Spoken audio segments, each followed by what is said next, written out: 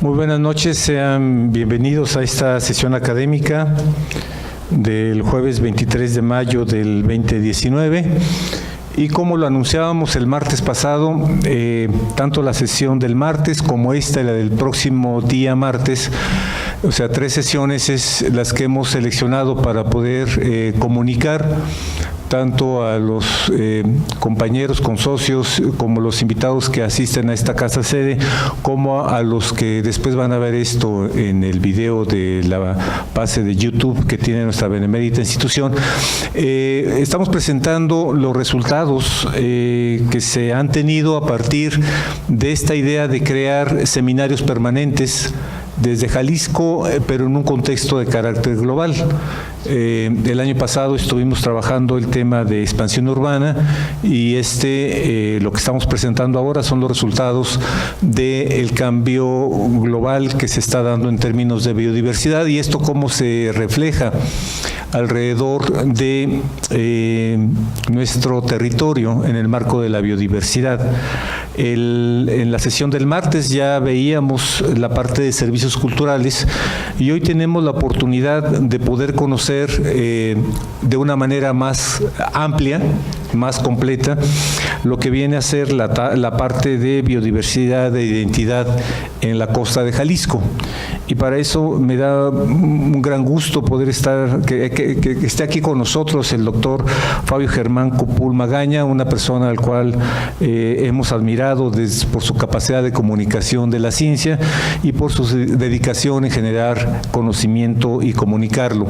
Y bueno, él ingresó el año pasado a esta benemérita Sociedad de Geografía y Estadística y nos da mucho gusto tenerte ahora como consocio en esta casa sede, doctor. Voy a turnar el micrófono a nuestro señor secretario, al doctor José Sosimo Orozco, para que pueda conducir nuestra sesión académica. Muchas gracias, señor presidente, por darme también esta oportunidad de conducir esta sesión. Esta benemérita Sociedad de Geografía y Estadística del Estado de Jalisco, Asociación Civil, les da las gracias por estar presentes, asistir a la sesión académica de hoy, jueves 23 de mayo de 2019. Esta actividad es dentro del seminario permanente Jalisco ante los cambios globales, pérdida de la biodiversidad y sus servicios, y lleva el título Biodiversidad e Identidad en la costa de Jalisco. La sesión académica es a cargo de nuestro consocio, doctor Fabio Germán Cupul Magaña. El orden del día es el siguiente: apertura de la sesión a cargo del señor presidente, doctor Arturo Curiel Ballesteros, lo cual ya se ha hecho. Tengo el agrado de presentar a los integrantes del Presidium, al doctor Arturo Curiel Ballesteros, presidente de esta benemérita institución, al doctor Fabio Germán Cupul Magaña, consocio y conferencista, el de la voz, doctor José Sosimo Orozco, secretario general. A continuación tenemos la presentación del conferencista y bueno, pues para mí es dentro de la ciencia pues del medio ambiente, de la biodiversidad, y es desde luego muy agradable ver toda esta actividad que ha desarrollado el doctor Fabio Germán Cupul Magaña. Nació en Mexicali, Baja California, el 13 de abril de 1964. Es licenciado en Oceanología en la Facultad de Ciencias Marinas de la Universidad Autónoma de Baja California. En esta misma universidad estudió maestría en Oceanografía Biológica y luego también tiene un doctorado en Ciencias para el Desarrollo Sustentable por la Universidad de Guadalajara. Es especialista en Biología de reptiles y aves, taxonomía de ciempiés, zooarqueología y divulgación científica. Fue jefe de Departamento de Biología de la Universidad de Occidente en Los Mochis, Sinaloa. Actualmente es profesor investigador de la Universidad de Guadalajara desde el año 1992 a la fecha. Sus publicaciones son Venenos, Armas Químicas de la Naturaleza. Esta es la colección La Ciencia para Todos, de la editorial Fondo de Cultura Económica, y también tiene la obra Relatos cortos sobre sexualidad, mitos, hechos portentosos y curiosos en la naturaleza, por la editorial Gente Nueva. Ha recibido los premios Vinculación, Universidad, Sociedad, esto es de divulgación científica del año 2003 por la Universidad de Guadalajara, y Puerto Vallarta es Ecología 2005 por el Ayuntamiento, por el Honorable Ayuntamiento de Puerto Vallarta. Es investigador nacional nivel 1 del Sistema Nacional de Investigadores CONACYT desde el año 2011 a la fecha, y también es profesor con perfil PRODEC de la Secretaría de Educación Pública desde el año 2000 a la fecha. Así es de que tenemos pues a una persona importante dentro de la ciencia, muy joven. Y a continuación tenemos la participación del conferencista, el doctor Fabio Germán Cupul Magaña, para lo cual cedo el uso de la voz. Gracias, muy amable. Muy buenas tardes, muchas gracias por su presencia. Yo soy consocio, pero del capítulo Puerto Vallarta, por eso es que no me han visto por estos rumbos, así que esa es la razón. Lo que les voy a presentar en esta ocasión se ve titulado primero como Región Costa, pero me gustó mucho el título que le adjudicaron aquí mismo en la Sociedad de Biodiversidad e Identidades de la Costa de Jalisco, y es parte de un texto. Hay un texto que respalda todas estas imágenes. Entonces, lo que voy a presentarles es una serie de ideas que se vierten en ese texto sobre la biodiversidad e identidades de la costa de Jalisco. Lo primero que tenemos que definir, si vamos a hablar de la costa, es qué es la costa. Entonces, cuando hablamos de una costa, estamos hablando de un ambiente intermedio o un ambiente específico, porque tanto hay influencia de el continente como del océano. Entonces va a ser un ambiente en el cual vamos a tener influencia de estos dos tipos de ecosistemas. Y además podríamos decir que o la costa es donde empieza el continente y termina el océano, o donde termina el océano y empieza el continente. Depende del crisol con que estemos observando esa situación. Lo que sí es importante es que este sitio es muy dinámico, la costa es muy dinámica, muy cambiante, y además tiene una riqueza increíble que vamos a estar observando a lo largo de esta presentación. Y es precisamente el océano en el cual fue el caldo de cultivo donde hace aproximadamente 3.500 a 3.600 millones de años se originó la vida. Pero no fue hasta aproximadamente 560 millones de años que los primeros seres vivos multicelulares, o ya digamos peces o reptiles o anfibios o los primeros artrópodos o insectos, colonizaron del océano a la tierra. ¿Por qué? Porque estos estaban buscando nuevos recursos que explotar. Pero no solamente los animales, sino también los seres humanos. También los seres humanos vieron que la costa tenía ciertas cualidades que permitía un desarrollo bastante efectivo, más que en otras zonas tierra adentro. Ejemplos de estos es Tulum en Quintana Roo, que vemos que esta es una de las ciudades mayas amuralladas que tenemos en esa zona, donde vieron que había ciertos recursos que se podían explotar en esos sitios. Pero, por ejemplo, en la costa de Jalisco tampoco nos quedamos atrás en cuanto a asentamientos prehispánicos, donde también podemos observar que hay un aprovechamiento de los recursos. Claro, no tenemos esas grandes estructuras de la zona maya o de la zona centro de México, pero tenemos sitios, por ejemplo, este sitio que ustedes pueden ver ahí lleno de papelillos y algunos otros tipos de árboles, es una zona que se encuentra en Maito. Maito está en la parte sur en la parte norte de la costa de Jalisco, cerca de la comunidad del Tuito, y esta zona está aproximadamente a 1.5 kilómetros de la costa. El nombre que tiene es Arroyo Piedras Azules. ¿Y por qué se los comento? Porque es una área donde hace aproximadamente, en el año 1215 se asentó una comunidad muy importante que hacía una explotación de los recursos, que es una cultura que se llama Aztatlán, que es una cultura que dominó desde el norte de Sinaloa hasta Colima. Y precisamente podemos ver que esa zona, lo que obtenemos aquí es una piedra solar en ese sitio. No, como les digo, no había grandes construcciones, pero en las excavaciones que estuvimos realizando ahí junto con el doctor Monjoy, otro consocio aquí de la sociedad, observamos que había tanto áreas habitacionales, también había un panteón, también existía un sitio que se les llama depósitos culturales, que no es otra cosa más que un basurero, pero arqueológicamente es un depósito cultural. Entonces eso nos hablaba del gran aprovechamiento que había en la zona. Aquí lo que están observando, este sitio es un pozo de prueba, en lo cual había también entierros, lo que nos habla de que había un asentamiento bastante importante en el sitio, ¿no? Ahí vemos cómo en este pozo de extracción ustedes pueden observar que hay gran cantidad de material, tanto tepalcates como conchas de moluscos, principalmente ostiones, porque había una gran cantidad de recursos que podían explotar.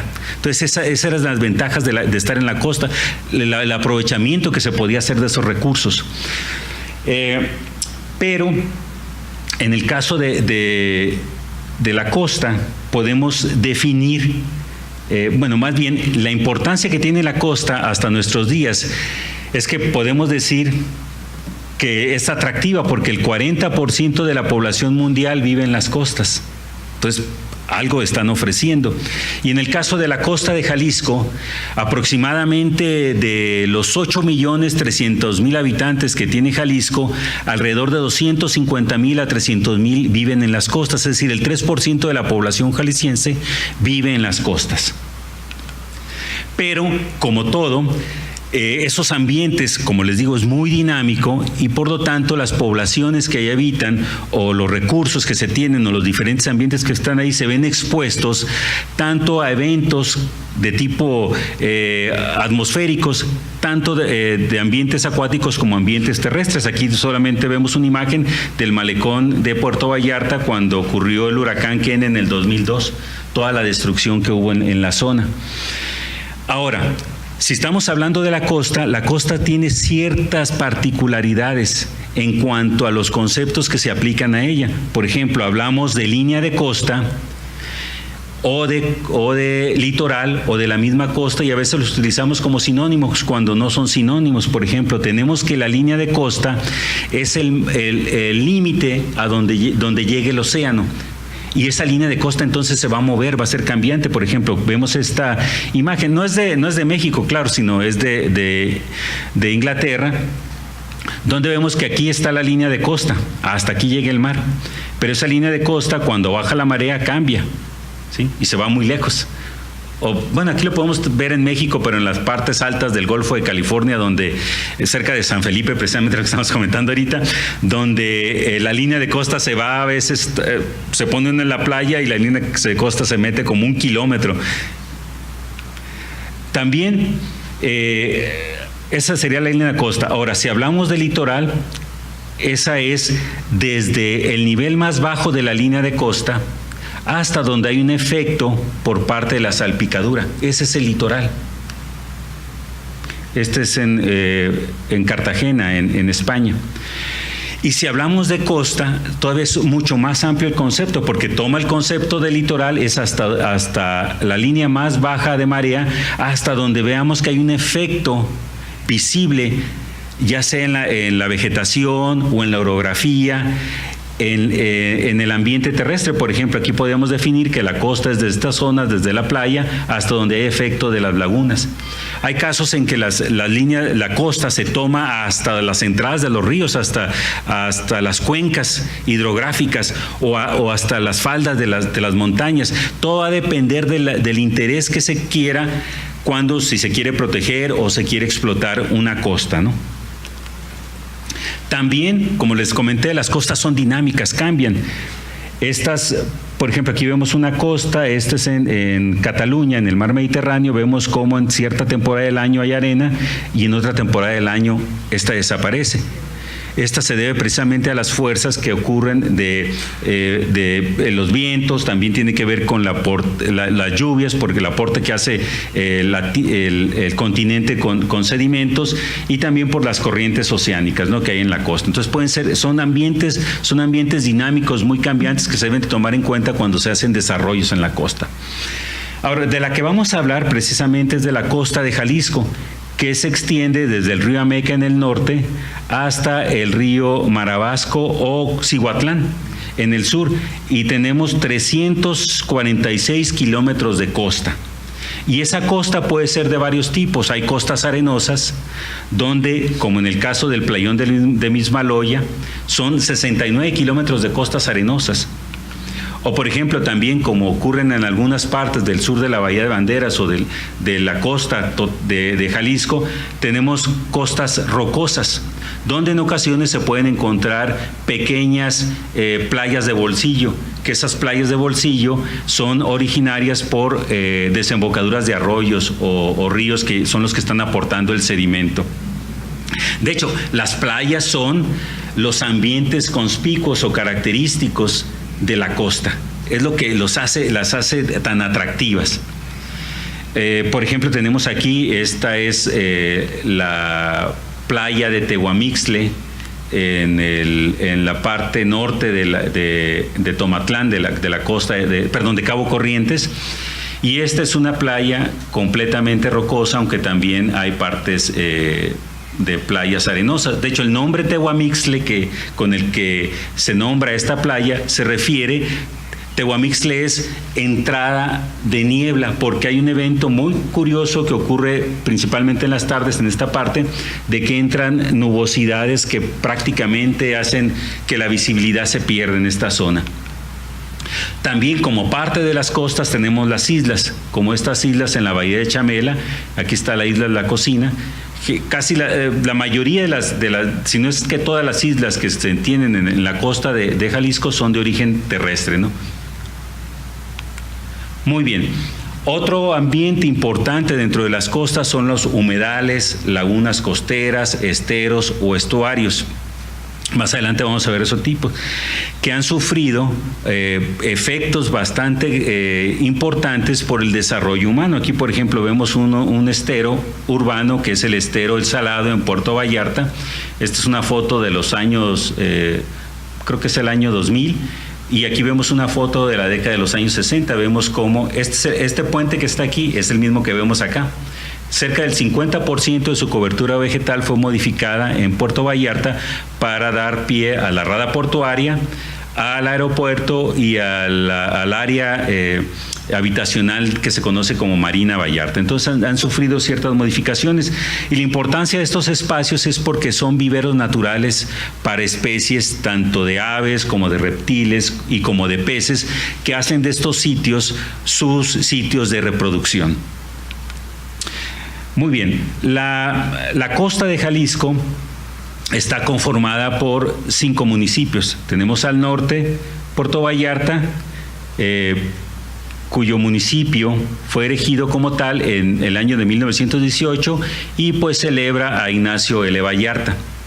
Luego tenemos el municipio de Cabo Corrientes, un poco más joven, de 1944, y la razón por qué se llama Cabo Corrientes es que en esta parte, en su punta, a las puntas de las costas se les llama cabos, y la razón de darle el nombre de Corrientes es porque en esos sitios confluyen corrientes oceánicas, y lo que provocan cada año son grandes afloramientos de agua que viene del fondo, rica en nutrimentos, hacia arriba, y va a enriquecer y va a dar mayor alimento a las especies que existen en la zona. Es lo que se llaman las urgencias o upwelling. Entonces me imagino que los pobladores vieron eso y por lo tanto le llamaron de esa forma. Luego tenemos el municipio de Tomatlán, uno de los más grandes y también de los que fueron erigidos, los más antiguos en haber sido erigidos desde 1878, y Tomatlán pues significa el lugar donde hay tomates, ¿no? Y después tenemos La Huerta, que es de los más jóvenes, de 1941, y dicen que la razón del nombre, por qué se le llama La Huerta, es que porque alguien tenía una huerta ahí, ¿sí? Y finalmente el municipio de Cihuatlán, erigido en 1904, que Cihuatlán lo que significa lugar de mujeres. Y esto es porque hay una leyenda que habla que en Cihuatlán, frente a las costas de Cihuatlán, había una isla, y en esa isla habitaban solo mujeres que adoraban a la diosa Cihuacóatl, la diosa serpiente, que solamente permitían la llegada de los hombres cuando deseaban reproducirse o aparearse. Claro, los hombres después terminaban comidos por ellos, ¿no? De las playas que existen en la costa de Jalisco, solamente 10 de esas playas arenosas están certificadas para ser utilizadas en usos recreativos, principalmente para meterse a bañar. En México existen en 17 estados costeros 273 playas certificadas para poder realizar actividades turísticas, y de esas solamente, como les dije, hay 10 y esas 10 en Jalisco, las 10 son en Puerto Vallarta. También les comentaba hace un momento que una de las características que tiene la costa es que es muy dinámica, y precisamente la costa de Jalisco es de las más dinámicas del país, ya que se encuentra en lo que se conoce como el bloque Jalisco. Hay que recordar que los continentes están sobre placas, como si fuera un rompecabezas, y esas placas constantemente se están moviendo. Entonces el bloque Jalisco es esta zona y está constantemente en choque con la placa de Rivera, la placa del Pacífico y la placa de Cocos. Eso provoca que la zona sea altamente sísmica. Aquí podemos ver una imagen de los sismos de abril de 2019. Si ustedes ven, toda la costa de Jalisco está plagada de las zonas de los epicentros. Aquí los podemos ver. Aquí vemos las magnitudes. Mientras más claro, más baja la magnitud. Los colores más oscuros, más alta la magnitud. Esta es una magnitud de movimiento. Antiguamente se usaba la escala de Richter. El problema es que era una escala que no permitía que se apreciara bien el efecto de los sismos, por lo tanto se cambió esta escala de magnitud, que es otro tipo de escala, pero prácticamente es lo mismo, ¿no? Entonces podemos ver cómo están los sismólogos les dicen enjambres, los enjambres de sismos en la zona. Claro, por ejemplo, un colega sismólogo de ahí de Puerto Vallarta me dice que en Vallarta al menos se registran 100 sismos al día. Lo que pasa es que no lo sentimos, ¿sí? Y algo muy interesante es que la costa de Jalisco fue testigo el 3 de junio de 1932 del sismo más fuerte jamás registrado en México con instrumentos científicos, ¿sí? Fue el sismo del 3 de junio de 1932 que, si ustedes ven estas primeras planas del Universal, causó graves daños en la Ciudad de México. Este es el del día siguiente, el del 4 de junio. Y aquí vemos el del 5 de junio, que dice: en Jalisco los temblores han causado grandes catástrofes. Claro, en aquellos tiempos, en aquellos años, la costa no estaba tan poblada y por lo tanto los sismos no fueron tan fuertes como, por ejemplo, el que tuvimos el 9 de octubre de 1995. Fue el último que tuvimos en la costa de Jalisco, que fue muy fuerte. De hecho, ya habíamos nosotros llegado a Puerto Vallarta, recién acabamos de llegar a Puerto Vallarta. Fue muy fuerte, y dicen los expertos que aún falta, que se esté esperando uno todavía de magnitud mayor. Fue aproximadamente de 8 grados. Fue muy fuerte, pero ya existen estructuras muy grandes en toda la costa que, por lo tanto, magnifican los efectos que pueda tener. También la costa es susceptible a los fenómenos climáticos llamados tormentas tropicales o huracanes. Aquí vemos las diferentes trayectorias en colores azules. Vemos cuando la intensidad del huracán bajó, y los más claros o los cálidos cuando tuvo las mayores intensidades. Entonces la costa también se ve bajo los efectos de los fenómenos meteorológicos, que creo que ya se abrió o está por abrirse la temporada de huracanes. Creo que ya fue la declaración de apertura de esta temporada de huracanes. También hay fenómenos muy bonitos como las trombas marinas que vemos ahí, Claro, pueden llegar a ser, no son otra cosa más que remolinos oceánicos, y pueden llegar a ser peligrosos si hay una embarcación o se acercan a la costa. Lo que más me gusta de las trombas marinas es lo que habla la gente al respecto. Dice que si cuando uno ve una tromba marina y quiere que esa se destruya, debe de tomar un niño en brazos, darle un cuchillo y que haga la señal de la cruz para que se desvanezca. Lo más terrorífico es darle un cuchillo al niño, ¿no? Sin embargo, yo creo que más terrorífico que este tipo de situaciones que estamos teniendo aquí en la costa es la privatización de las playas. Los especialistas, hay estudios muy interesantes precisamente que se mencionan en el trabajo escrito, que hablan de que este tipo de situación que se está presentando en la costa de Jalisco se llama acumulación por la vía de la desposesión. ¿A qué se refiere? A que grandes consorcios llegan a las costas diciendo que estas necesitan cuidados, estas necesitan ser protegidas, pero para protegerlas hay que quitar a esos elementos que estorban, que cuáles son la población. Entonces, el problema no está en eso, en que la autoridad no se aplica, no hace nada, que eso es lo peor, o en ocasiones hasta se vuelve parte de ese tipo de situaciones, y las hemos vivido muy fuertemente aquí en la costa, eso es en la costa norte.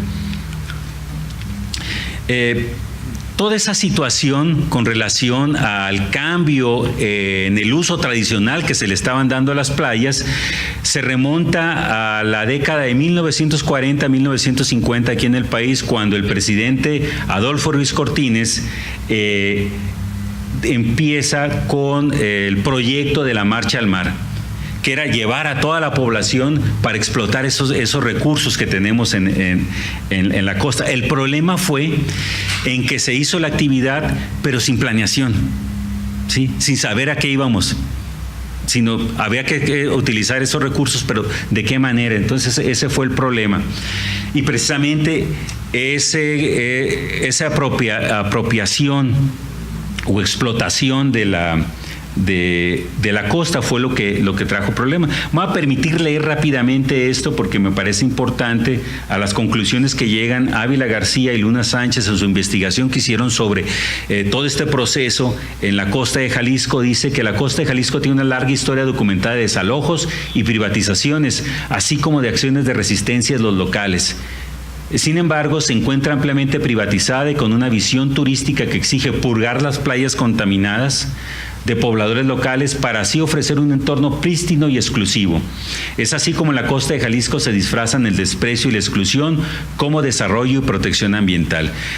Podemos ir a darnos una vuelta a la costa y difícilmente vamos a encontrar sitios por donde llegar a ella. De hecho, en el mismo Bahía de Banderas o en Puerto Vallarta, creo que hay 1 o 2 accesos a la playa, ¿sí? Cuando sabemos que las playas son zonas federales que podemos utilizar.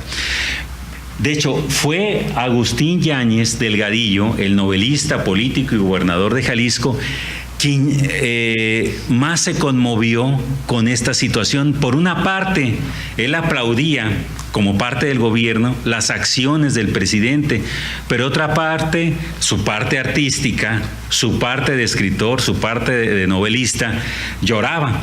Es por eso que escribió La Tierra Pródiga. En La Tierra Pródiga de 1960, él narra toda la destrucción, todo lo que ocurrió en la costa en ese tiempo.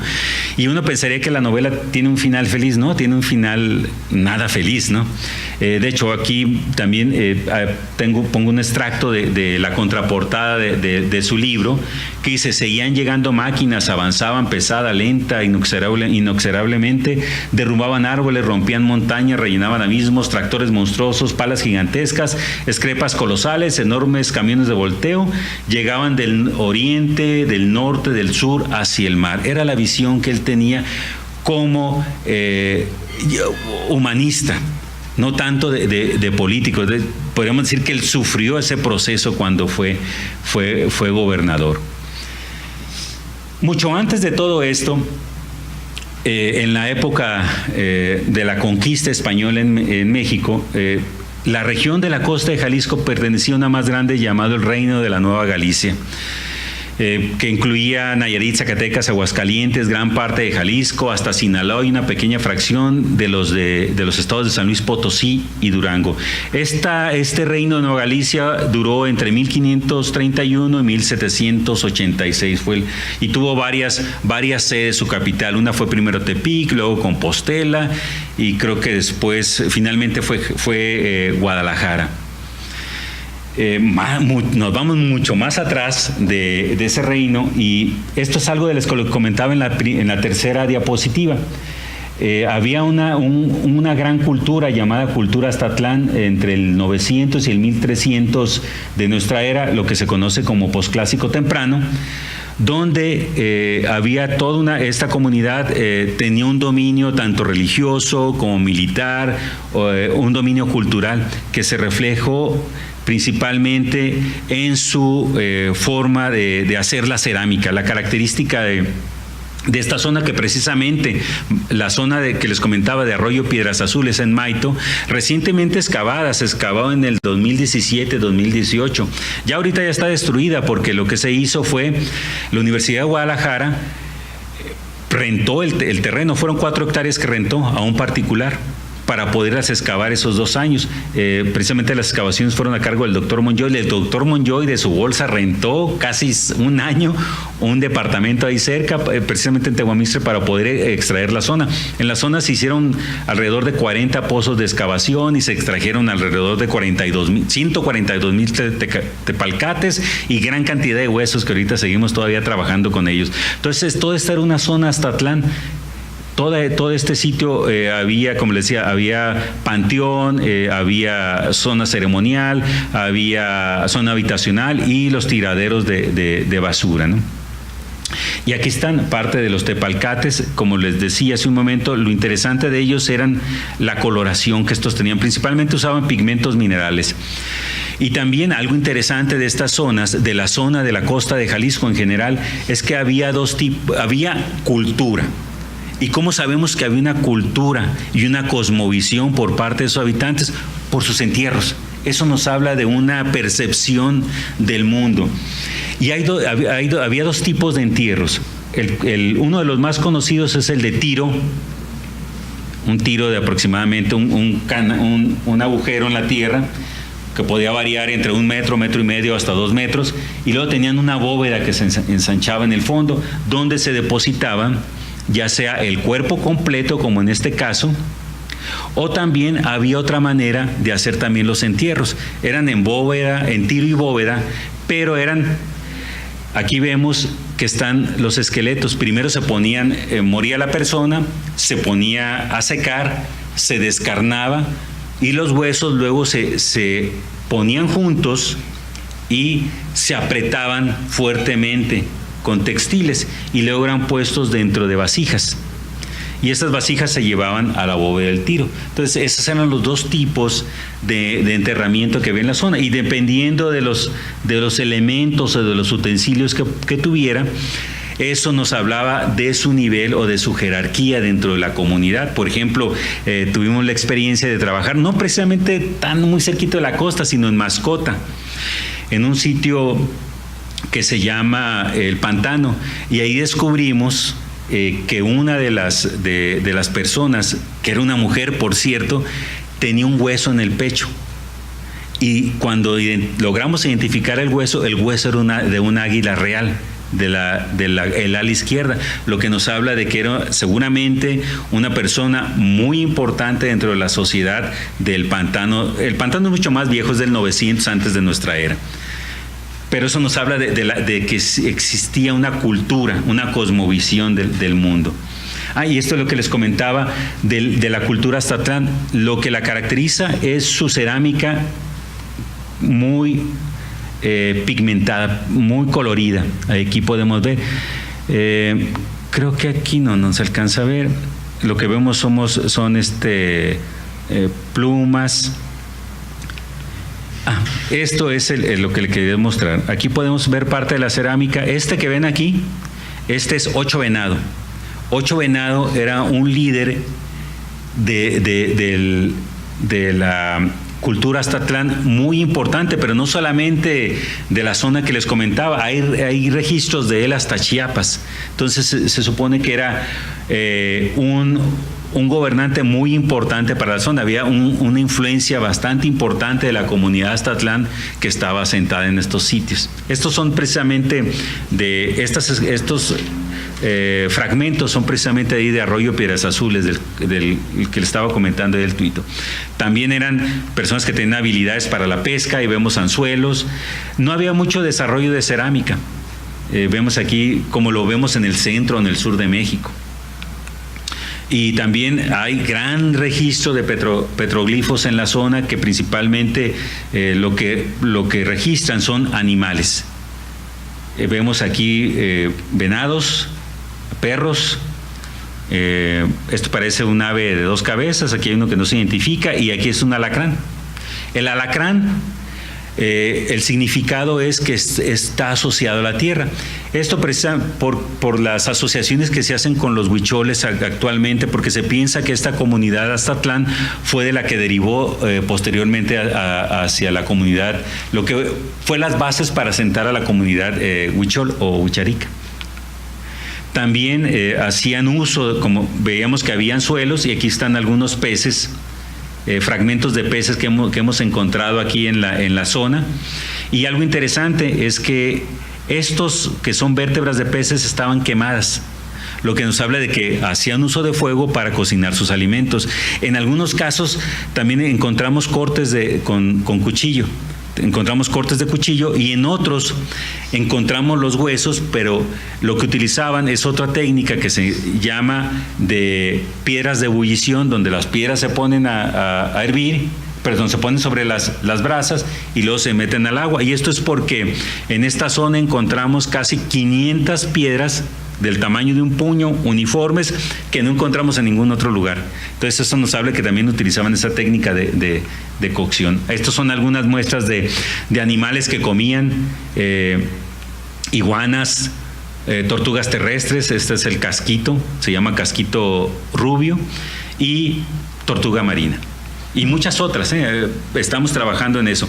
También la costa de Jalisco también fue tierra de piratas. Bueno, llamémosle corsarios, porque ya trabajaban para el gobierno británico, para los reyes en aquel tiempo. Uno de los más famosos fue Thomas Cavendish, que estuvo en la Bahía de Banderas y estuvo atacando varios sitios allí. Y lo más importante es tenían éxito de hacer campañas muy grandes porque se podían avituallar en la zona, es decir, había muchos recursos que podían utilizar: agua, alimentos, para poder hacer sus travesías.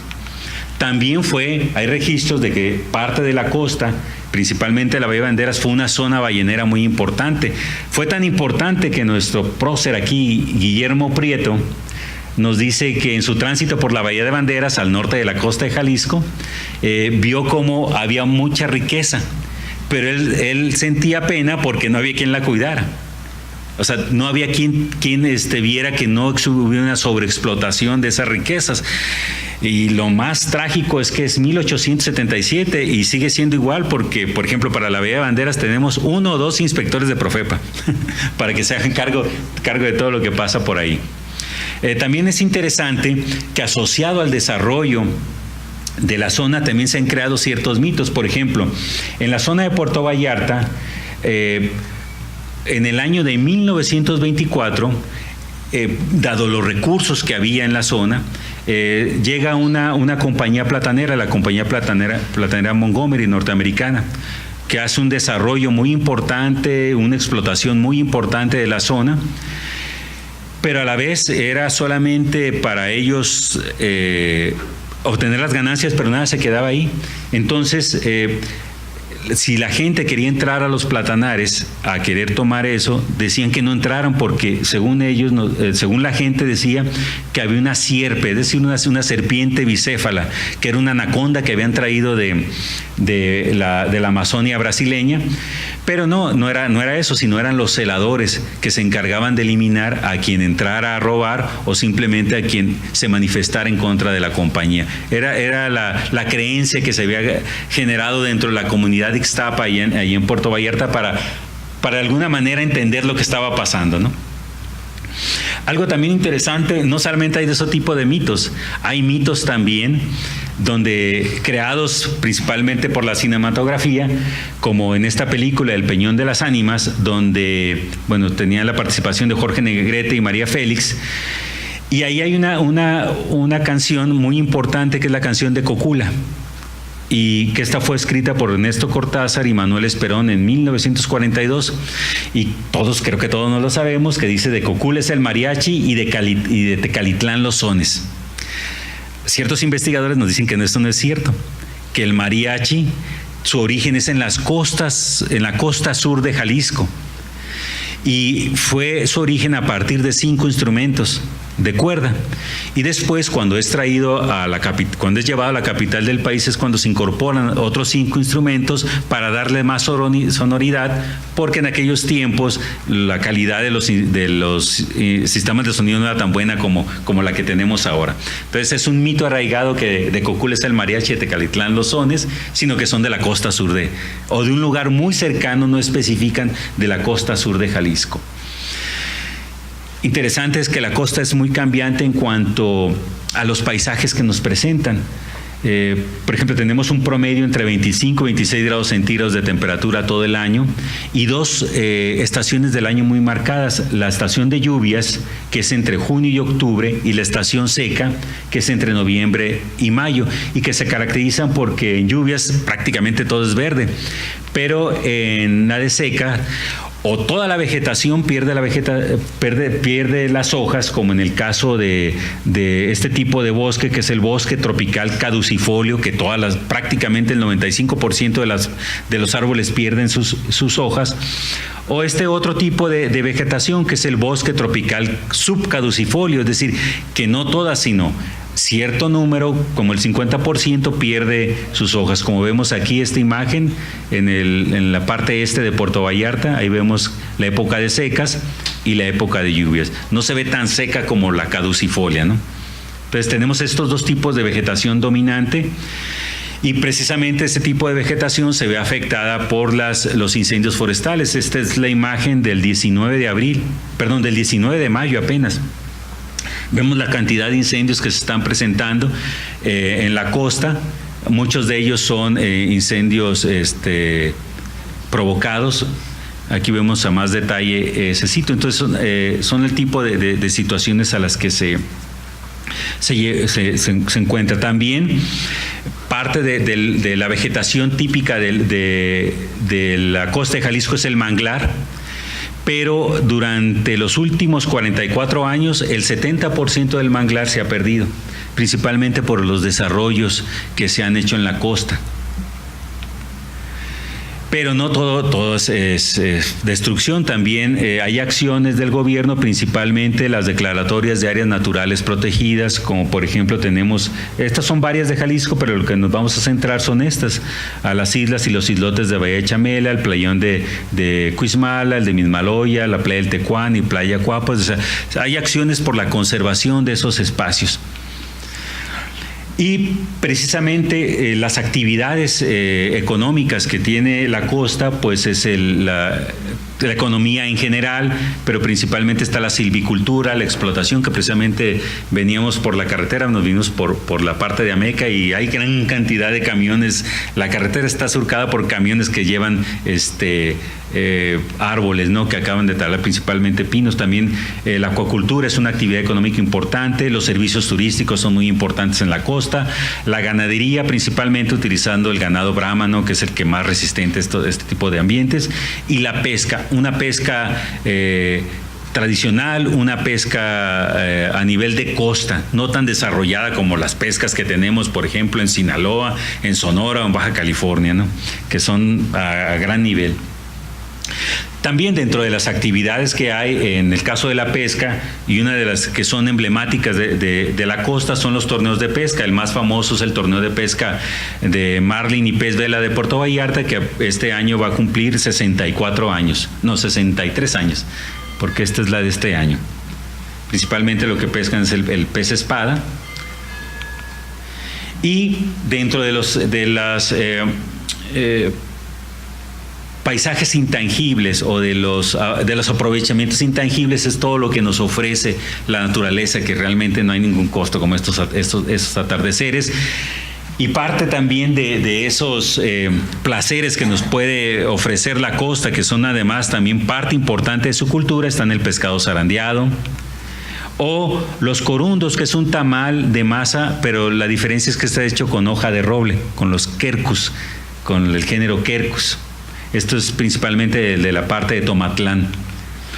Y también en cuanto a la cultura, a lo intangible, uno de los artistas más destacados de la costa es Manuel Lepe, que en su momento el presidente Luis Echeverría Álvarez lo nombró pintor nacional de México. Y lo interesante de Manuel Lepe es que en sus cuadros, muy coloridos, fundía lo que era la sociedad y los recursos, como podemos ver en este que se llama El Arco Iris, o este otro que es Los Vendedores de Pescado, o El Elefante con los Niños. Bueno, el elefante, como que en la costa no hay elefantes, pero se le perdona por ser artista, ¿no?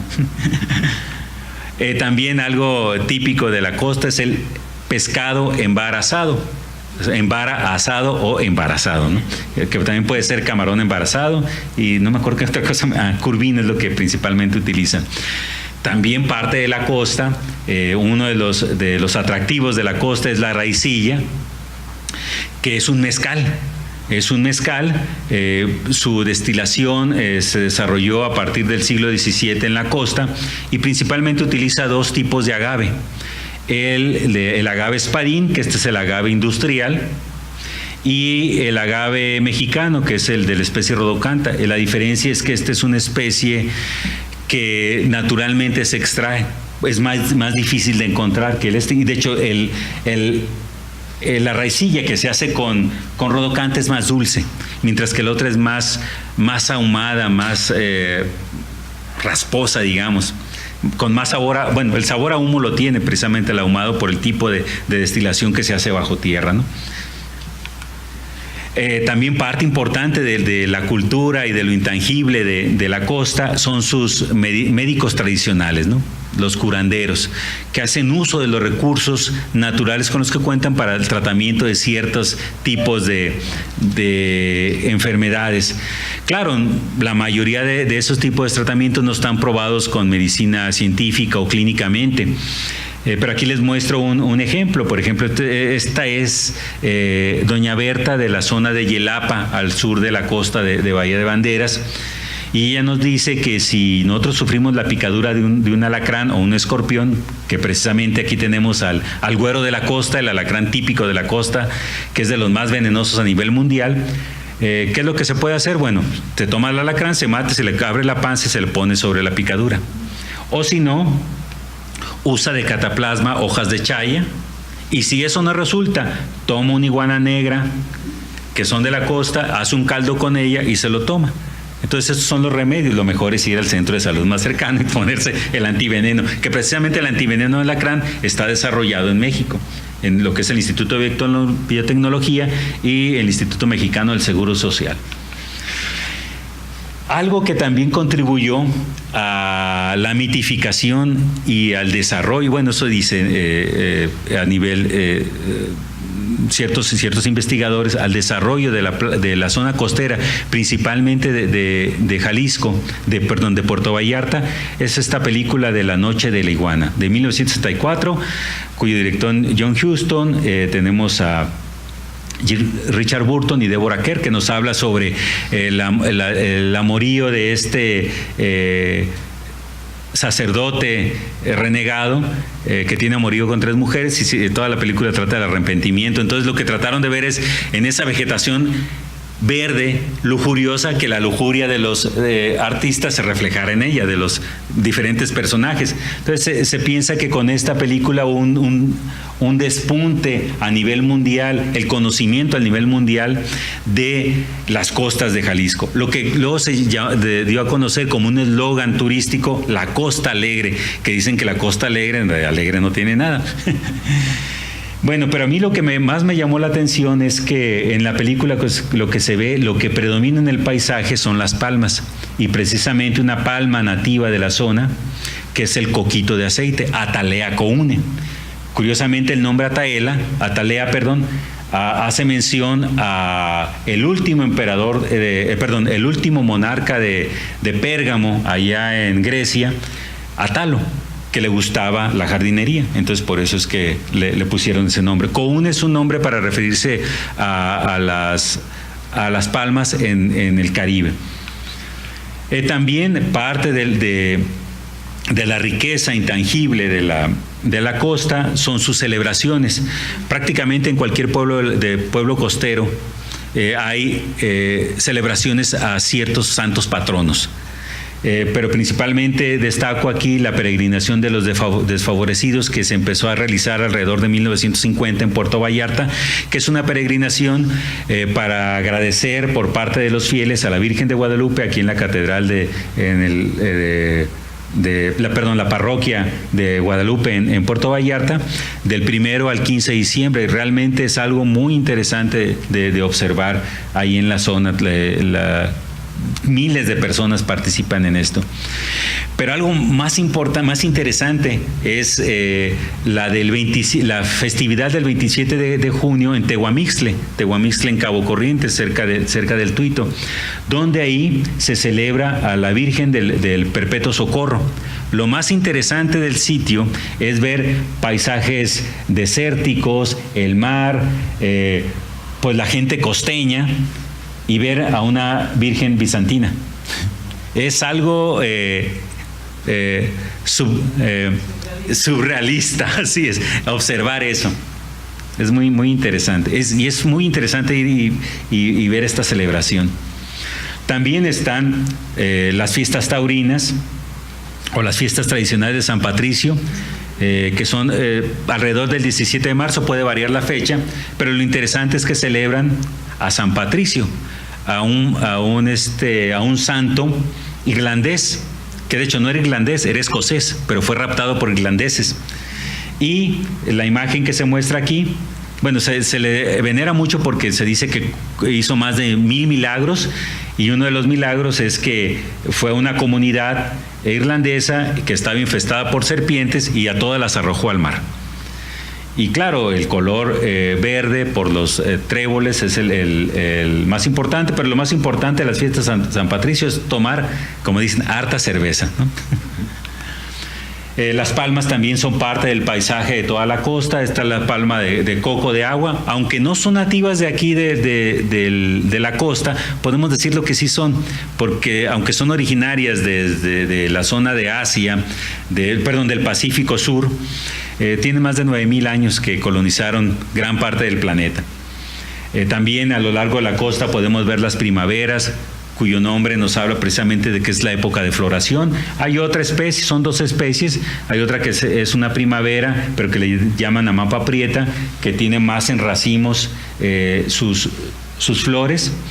También está el matapalo o el ficus o higuerilla, que la característica es que algún ave come la semilla, que es un higo, y va y la deposita en la parte de arriba de un árbol, en una horqueta. Entonces de ahí empieza a mandar hacia abajo sus raíces arborescentes, llega y envuelve completamente al árbol huésped, tanto que lo sofoca y se muere. Quedan a veces las partes medias huecas totalmente.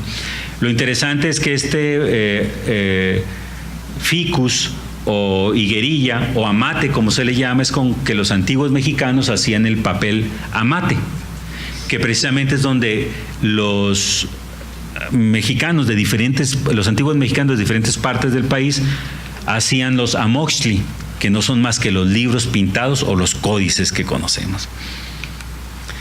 Precisamente aquí está el higo del amate o el matapalo, y algunas especies como esta tortuga se alimentan de ellas, ¿no?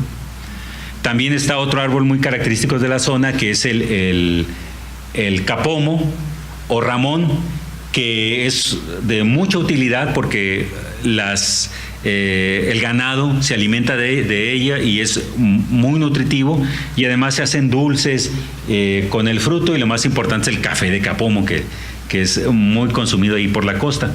También parte de la vegetación característica de la zona son los mangles, característicos por sus raíces aéreas, y el nombre mangle es un nombre caribeño que significa torcido, por la característica de esas raíces torcidas, ¿no? Hay varias lagunas costeras que están consideradas como áreas prioritarias para la conservación, tanto por la Comisión Nacional para el Conocimiento y Uso de la Biodiversidad, la CONABIO. Hay sitios Ramsar, que el sitio Ramsar son sitios a nivel internacional considerados para la protección de aves, porque ahí las aves van, se alimentan y hasta se reproducen. Hay varios sitios, por ejemplo en Tomatlán, Agua Dulce, El Ermitaño, también tenemos Xolaparamán, Chalacatepec, que son lagunas muy importantes. Y una también importante es la laguna de Barra de Navidad. Entonces son sitios que están considerados como importantes para que las aves que realizan sus migraciones de norte a sur por el continente tengan sitios de reposo en la zona. Y algo característico de las lagunas son los cocodrilos, que en la costa le llaman caimán, aunque en México solamente hay una especie de caimán que se caracteriza por un hocico más redondo. Cuando cierra el hocico, los dientes se quedan dentro, y esas solamente habitan en Chiapas. Hay otro cocodrilo de la costa del Golfo y de la parte de Chiapas, que es el cocodrilo Morelletti, que es el que precisamente se utiliza para hacer carteras, bolsas, todo, de forma legal. Y tenemos aquí en la costa el cocodrilo de río o cocodrilo americano, el Cocodrilus acutus, que puede alcanzar hasta 6 metros de longitud, pero ya no llega a esas medidas porque precisamente la gente se asusta de ser tan grandes y los mata. Cuando en la costa de Jalisco ocurre un accidente grave cada 5 años. Sí, no es nada significativo. De hecho, hemos observado que los cocodrilos, cuando ponen sus nidos, las tortugas, estas tortugas de orejas anaranjadas, utilizan para poner sus huevos y así aprovechan la protección que le da la madre a los nidos. También en el cuento de Pedro Páramo del escritor jalisciense Juan Rulfo se hace mención a la costa. Hay una parte donde dice que va a la costa con esa mujer hasta cierto punto imaginaria, ahorita se me va su nombre, Juana, no me acuerdo cómo. Sí, ¿verdad? Así es. Que él dice que va a la playa y ve, dice, no había gaviotas, solo esos pájaros que les dicen picos feos, que gruñen como si roncaran y que después que sale el sol desaparecen. Algunos, estuve yo leyendo algo, algunos otros críticos literarios dicen, se refiere a los tucanes. Pero en la costa de Jalisco no hay tucanes. Entonces seguramente se refería a la garza pico de bote, que bueno, no se me hace fea, está bonita, pero sí ronca de esa manera y sí solo es nocturna. También están las guacamayas, que son emblemáticas de la costa, en algunos sitios precisamente por la explotación que se hace con ellas de mascota, porque pueden alcanzar precios de hasta 50,000 pesos un ejemplar. Por eso es que hay un comercio ilegal de ellas muy grande, pero hay ciertos sitios donde ya se está protegiendo. Igual uno de los atractivos de la costa de Jalisco son las ballenas jorobadas, que vienen entre noviembre y abril de cada año a poner sus crías y a tener sus crías y a reproducirse. También tenemos a las tortugas, las golfinas, o la tortuga verde que se llama, que prácticamente todo el año, aunque la mayor parte de las puestas son entre julio, agosto, septiembre, llega a las costas de Jalisco en miles. De hecho, se cree que ya están fuera de extinción, de peligro de extinción, pero México no va a hacer eso, no creo que levante la veda permanente que se tiene. Bueno, y hay la creencia de que lloran porque van a poner sus huevos y los hombres van a llegar y se los van a arrebatar. No, simplemente es porque como son especies acuáticas necesitan mantener lubricados sus ojos cuando salen al ambiente, y también aprovechan para expulsar el exceso de sales. También la costa es rica en comunidades coralinas, que son como los bosques, pero del océano, donde hay gran cantidad de especies de animales que van y se reproducen en la zona o van y se alimentan en esos sitios. También típicos de la costa son el cajo y el moyo, que se caracterizan porque son crustáceos que viven en los cerros o viven dentro de la selva, y solo cuando van a reproducir bajan a la costa a depositar sus huevos las hembras, y después, un mes después, gran cantidad de crías emergen del mar. Hace 26 años que llegué a la costa se veían grandes cantidades, pero ahora ya es muy raro observar eso. También tenemos jaguares importantes en la cosmogonía mexicana, el yaguarundi también, que es como un gato, o los pumas o las onzas, que han sido muy atacados por los ganaderos porque se dice que están siempre buscando el ganado para alimentarse, pero lo más interesante es que dicen los ganaderos que ha aprendido a hacer el relincho de la yegua para de esa manera atraer al potrillo y alimentarse de él. Y también están los alacranes, que Jalisco y la costa está considerada como una de las zonas de alacranismo importantes en México, es decir, donde ocurren mayor cantidad de picaduras. Solo en el 2015-17 tuvimos 52.626 picaduras. Y también está otra, que es la araña violín, la araña Loxosceles. Se llama violín porque aquí ven como un violincito. Esta, aunque es muy pequeñita y sí es abundante, solo ha habido 2 casos registrados en Jalisco, pero el problema es que al morder inyecta un veneno que necrosa, destruye el tejido, y aunque hay tratamiento desarrollado también por mexicanos, hay tratamiento para evitar que avance más, es recurrente. Cada determinado tiempo vuelve a aparecer ese problema, aunque ha sido pasado mucho tiempo después de eso. Tenemos también el problema de los mosquitos, diferentes especies que hay en la zona. En el 2018 hubo 4.828 casos de dengue, que es por lo que hay que tener en cuenta. También hay otro tipo de chinche que es de importancia en salud pública, que es la chinche hocicona o la chinche con pistolas o la chinche de Compostela, que tiene un parásito en su saliva que causa el famoso mal de Chagas, que es un mal que el problema es que no hay síntomas, y solo esto se reflejan 20, 30, 40 o hasta 50 años que la persona fue picada por este animal. Y Jalisco y la costa es una zona de endemismo de la enfermedad, y casi no se le da tratamiento porque es una enfermedad asociada a la pobreza, ya que estos tipos de chinches prefieren casas donde hay muchas oquedades, sin piso de cemento. Es por eso que el gobierno lo que hace son programas para poner firmes y enjarrar casas para evitar este tipo de problemas.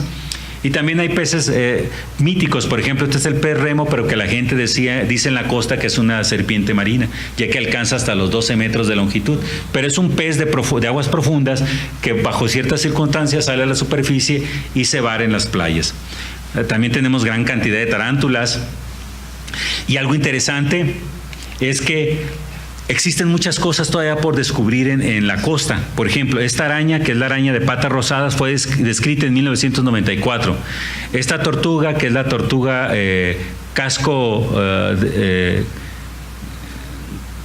no me acuerdo el nombre, pero es la tortuga chimalhuaca, fue descrita ahí cerca de Chamela. Fue descubierta en 1997. Esta sanguijuela fue descubierta en Puerto Vallarta apenas en el 2016. Pero nosotros tuvimos la oportunidad de descubrir una tortuga, cosa que es muy raro, ahí en Puerto Vallarta apenas el año pasado. Y hay muchas otras especies que descubrir en la zona. O sea, hay muchas riquezas, tanto desde el punto de vista cultural como desde el punto de vista de la naturaleza. Esto es parte de lo que presento en ese texto, que ojalá pronto esté disponible para que todos puedan disfrutarlo, y les agradezco mucho su atención.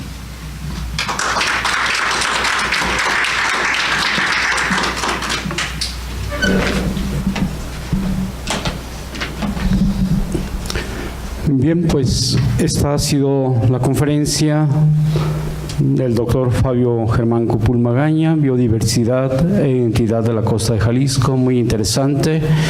Tenemos el problema pues del tiempo, doctor, no sé qué opine, pero creo que ya llegamos a la parte del tiempo, lamentablemente. Pero tenemos desde luego actividad importante de una entrega de reconocimiento por parte del doctor Arturo Curiel Ballesteros. Sí, muchas gracias. Aquí tenemos la costumbre, doctor, de agradecer con un reconocimiento a nuestros conferencistas, nuestros invitados a estas sesiones académicas. Entonces voy a leer este reconocimiento. Dice: la Benemérita Sociedad de Geografía y Estadística del Estado de Jalisco, institución científica y cultural instalada el 27 de septiembre de 1864, otorga el presente reconocimiento al doctor Fabio Germán Cupul Magaña por su participación en las actividades organizadas por esta institución dentro del Seminario Permanente Jalisco ante los cambios globales, pérdida de biodiversidad y sus servicios, con la conferencia Biodiversidad e Identidad de la Costa de Jalisco, mismo que se llevó a cabo en las instalaciones de nuestra casa sede, cumpliendo así con el compromiso de presentar un trabajo anual y con el objetivo fundamental de esta benemérita institución, que desde su fundación ha sido el estudio y la divulgación de la ciencia y la cultura. Guadalajara, Jalisco, a 23 de mayo del 2019. Realmente muchas gracias, doctor, por haber venido desde Puerto Vallarta. Gracias. Esta presentación y ese trabajo. Gracias.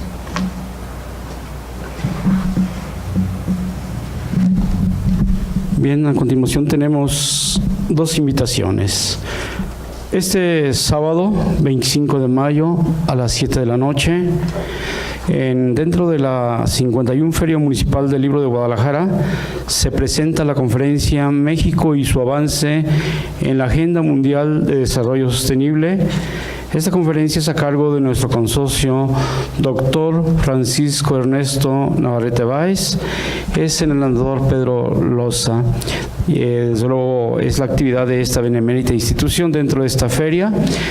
También tenemos una invitación para el próximo martes 28 de mayo a las 8 de la noche. Continúa el Seminario Permanente Jalisco ante los cambios globales, pérdida de la biodiversidad y sus servicios. Y el título es Los Altos de Jalisco, a cargo de nuestro expresidente, doctor Silviano Hernández González. También tenemos una atenta invitación. Esta institución, como es tradicional, nos prepara un pequeño convivio aquí a un lado, aquí en el jardín de esta casa sede. Y bueno, pues tenemos de esta manera la clausura de la sesión a cargo del doctor Arturo Curiel Ballesteros. Su mensaje, desde luego, muy importante, doctor. Sí, muchas gracias. Bueno, al día de ayer en todo el mundo se celebró el Día Mundial de la Biodiversidad. Es decir, el 22 de mayo en todo el mundo se hace una reflexión alrededor de la importancia de estar en un planeta que lo caracteriza la vida y sus diversas formas. Y bueno, me parece que la presentación del día de hoy del doctor Fabio Germán Cupul Magaña se hace dentro de este contexto de presentar lo que se hace a favor del conocimiento y la divulgación de la biodiversidad. Hemos visto en esta presentación parte de esa abundancia que existe de formas de vida en la costa, tanto en el continente como en la parte del mar. Digo, yo conozco al doctor Fabio y lo mismo lo vemos ahí en la costa, en las serranías o dentro del océano, y precisamente documentando esta parte de la biodiversidad, y sin lugar a dudas ahora que también tiene este propósito de incrementar los índices de valor de la vida al estar descubriendo especies como esta última imagen que nos presentó de esta tortuga, que él fue quien la descubrió y la ha estado documentando en el mundo de la ciencia. Pues muchas gracias por pertenecer a esta institución, doctor Fabio Germán Cupul Magaña. Y bueno, sin más por el momento, siendo las 21:10 de este jueves 23 de mayo del 2019, cerramos nuestra sesión académica del día de hoy. Muchas gracias a todos por su presencia.